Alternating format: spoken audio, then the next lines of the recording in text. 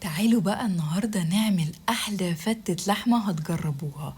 وللأسف الوصفة دي دايما مظلومة إن هي ما بتتعملش غير في الأعياد، بس الوصفة دي في أي وقت في السنة ما بتقولش لأ. لأول حاجة هنحتاج لسلق اللحمة بتاعتنا، هنحتاج إن احنا نشوحها الأول في معلقتين كبار من السمنة، وهنفضل نقلب فيها لحد ما تاخد لون. وبعد كده هننزل عليها ببهارات صحيحة، ورق لورا وحبهان وفلفل اسود حصى.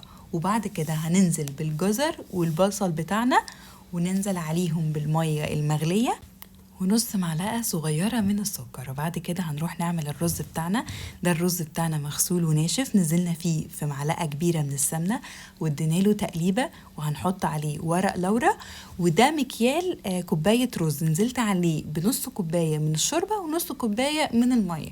نيجي بقى لأهم حاجة في وصفتنا، الصلصة هي اللي بتميز طعم الفتة وبتبرزه. هننزل ب3 أو 4 فصوص توم كبار مفرومين في معلقة سمنة، وعليهم معلقة صغيرة من الكزبرة الناشفة وربع كوباية من الخل. وهنضيف عليهم معلقتين كبار من الصلصة وكوباية من عصير الطماطم، وهننزل عليهم بكبشتين من شوربة اللحمة.